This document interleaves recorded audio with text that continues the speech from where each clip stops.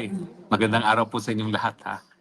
Nako, ang dami pong mga ganapin dyan sa Senado. Nagsimula po ang araw ng Senado na sa pilitang inaresto itong si Jinggoy Estrada. Alam niyo po, yung mga nakita niyong balitaktakan sa panig ni John Vic at saka ni Alan Peter Cayetano, ang pinaglalaban po ni Alan Peter Cayetano, yung tradisyon, yung pagrespeto sa institusyon, na kung merong huhulihin na senador, wag naman sa loob ng Senado. Kaya malinaw naman po ang mga binabanggit ni Alan Peter Cayetano.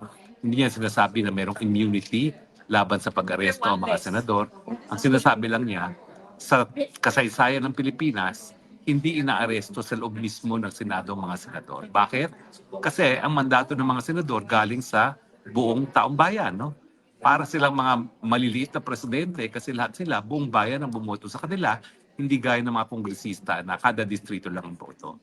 So yun lang po pinaglaban niya, yung tradisyon ay yung nakaugalian na out of respect doon sa institusyon ng Senado, dapat sa labas. At si Jinggoy Estrada naman, lininaw na siya na may susurrender. No?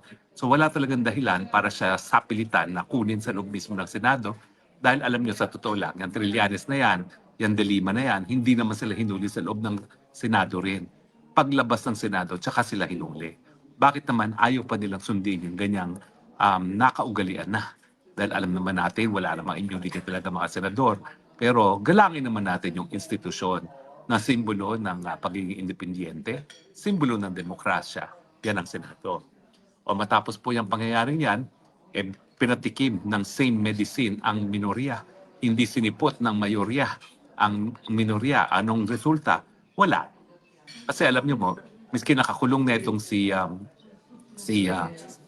Jinggoy, maski pa maaresto si Bato at saka si Bongo, hindi po maiiba ang quorum.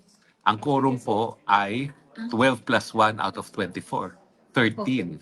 So habang wala pong 13 senators na present, hindi po pwede magkaroon ng official business ang Senado. No? So pinatikim naman po ng mayorya ngayon sa minorya kung ano mangyari kung sila naman ang hindi sisipot. Hindi talaga po pwedeng magkaroon ng official business kapag walang tracing mga senador. Ang mensahe, kinakailangan, dahil ngayon, 11-11 na lang sila, no? Dahil si Jinggoy ngayon nakakulong at hindi pa aprobado yung voting by internet, no? Kinakailangan magtulungan sila. Dahil kinakailangan nilang isa't isa para magkaroon man lang ng quorum. Kinakailangan 13 sa kanilang sisipot. Dahil kapag hindi sumipot, ang 13, hindi sila magkakaroon ng quorum to conduct official business. No? So yan naman po ang mensahe. Pero ngayon din po, habang nagkakaroon ng drama si Jinggoy, naghain din po ng kasagutan na si Inday Sara Duterte.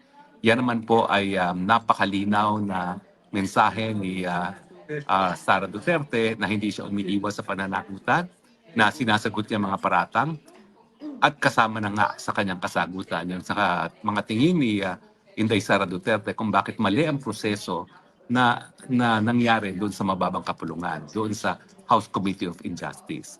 Siguro po, maya-maya, pag-usapan natin ng detalyado kung ano naging sagot ni BP Sara dahil importante na point by point, maintindihan ninyo kung ano naging kasagutan ni BP Sara doon sa paratang na siya daw ay guilty ng graft and corruption, betrayal of public trust. No? Pero briefly, ang sinasabi nila, graft and corruption dahil 600 million daw na confidential funds ay kinurakot. Pangalawa po ay yung banta sa buhay daw ng presidente. At pangatlo, doon sa mga kasinungalingan na sinasabi ni Madriaga at saka yung sinasabi nilang unexplained wealth daw dahil doon sa mga salin na at saka mga bank documents na sa tingin ko ay illegal naman at hindi dapat payagan ng Senado na mapresenta dahil yung mga dokumento na yan ay kinuha na walang court order. Ang court order na hinihingi ngayon ay hindi lang po galing sa isang ordinaryong hukuman. Kinakailangan, kung yan po ay may kinalaman sa money laundering, kinakailangan galing pa sa isang division mismo ng Court of Appeals na 3 mahistradong taga-Court of Appeals Justices ang dapat na magbigay authorization para man lang mabuksan ang mga bank account na pinaghihinalaan na resulta ng money laundering. Anyway, pag-usapan po natin later yan. Pero alam niyo po, malungkot ang mga pangyayari ngayon sa Senado. Gaya ng sinabi ni Jinggoy Estrada, yung pagkakakaso sa kanya ay para nga mabawasan ang numero ng mayorya. At siya naman daw ay binigyan ng pagkakataon, lumipat sa minorya at mawawala ang kanyang mga kaso. So malinaw po na yung mga kaso ay ginagamit sandata, no, para maimpluwensyahan kung sino talaga ang magiging pinuno ng Senado. At kaya naman po importante sa kanila makuha ang liderato ng Senado dahil nga doon sa script nila. Kinakailangan makonvict si Inday Sara at kinakailangan para makonvict si Inday Sara sa impeachment, kakampi nila ang presiding officer. Paano nila may papasok yung mga AMLAC documents kung ang presiding officer ay isang bihasa sa batas at alam na pinagbabawal yan dahil kinuha na walang court order. Pangalawa, kung hindi naman nila makukuha ang conviction dahil talagang malabo naman ata, 16 ang kinakailangan nila. Malabo kung makakaroon sila ng 16 votes, ang gusto nilang gawin magkaroon ng charter change para nga magkaroon ng term extension at hindi na kinakailangan humingi pa ng bagong eleksyon, mananatili sa pwesto ang bangag presidente natin. No? At siyempre, pagdating po dyan sa CONASA, wala pong butuhan dyan kapag magko-convene pa lang sila. Kaya yung nasiwalat na at kinumpirma ni Ping Lacson na nagkaroon ng usapan sa panig ng House Speaker at dating na Senate President, sapat na po yan para ma-convert ang Senado, ang Kongreso bilang isang constituent assembly at ang butuhan na lang kung ano yung ipipresenta sa taong bayan para sa mga amendments sa saligang batas. At dyan nga po papasok yung kontrobersiya. Joint voting ba na walang separate butuhan sa Senado, in which case talo sila sa gusto mangyari ng Kamara na siguradong bubugi ng Senado, or voting separately. Na talagang dapat naman voting separately dahil kung ordinaryong batas, voting separately sila, lalong-lalo naman siguro kung pinag-uusapan ay mga proposed amendments sa ating saligang batas. So ngayon po, nakita natin, well, according to script, natanggal nila ang isang senador. Pero tignan po natin hanggang kailan mananahimik ang taong bayan. Kasi alam na natin ang plano nila. Kukunin nila ang numero para hawak nila ang beat na matanggal si VP Sara bilang Vice President at ma-eliminate bilang kandidato sa 2028 elections. Pero sa akin naman, kababayan, tayo pa rin ang susi. Tayo pa rin ang magdedesisyon kung sino matatanggal. Si VP Sara ba o si Marcos Bangag?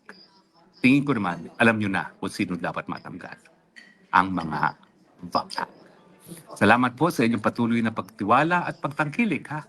At hanggang siguro mamaya po magkakaroon ako ng special broadcast para pag-usapan natin in detail, punto por punto, kung ano naging kasagutan ni VP Sara doon sa paratang laban sa kanya dyan sa impeachment sa Senado.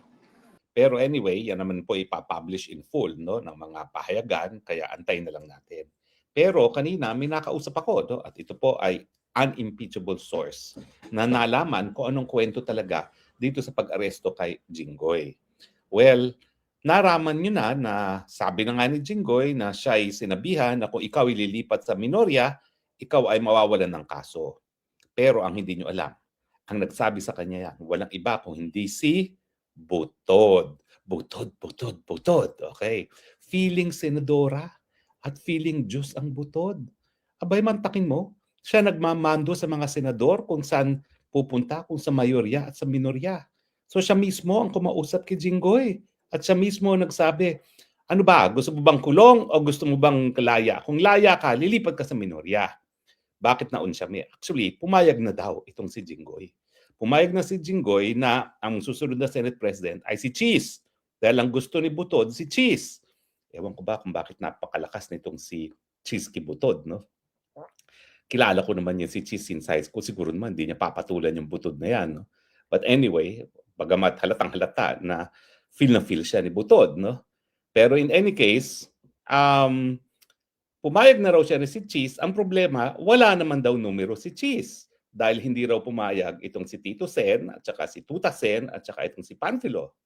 So, ang sabi nila, dapat daw si Sherwin. Ang sabi naman ng karamihan, paano nga magiging Senate President ang Sherwin?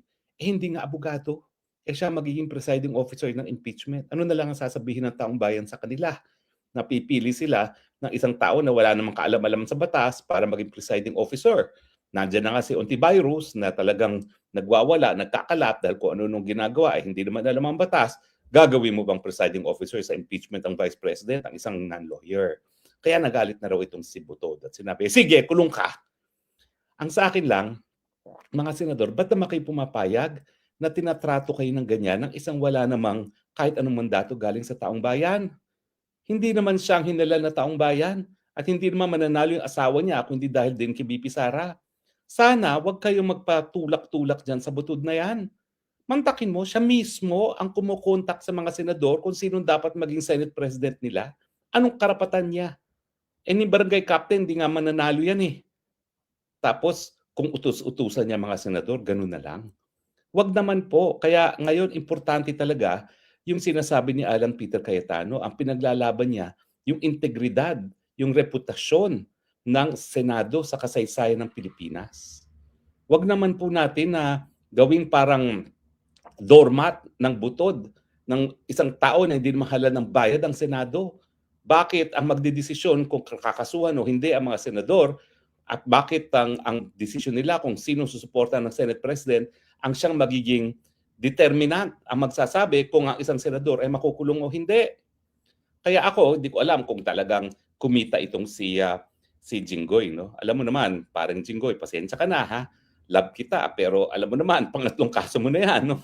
Hindi ko maintindihan bakit pangatlong kaso mo na ito, no? Na puro graph ang kaso mo. No? So hindi ko alam kung anong katotohanan dyan. Ang problema, ang nagdawit sa'yo, dating city engineer ng tatay mo nung naging mayor si President Erap dyan sa Maynila, no? Diba, yung Yusek na yan ngayon ang nagdadawit sa'yo, no? So parang may malapit na relasyon. Pero sa akin, ang importante talaga, kayong mga senador, huwag yung papayagan yung mga wala namang mandato na maghari-harian. Senador kayo ng bayan. Yan yung sinasabi ni Alan Peter Cayetano. Pangalagaan nyo naman ang integridad at reputasyon ng Senado. Sinasabi nila na nasisira daw ang reputasyon ng Senado dahil kay Alan Peter Cayetano. Hindi po.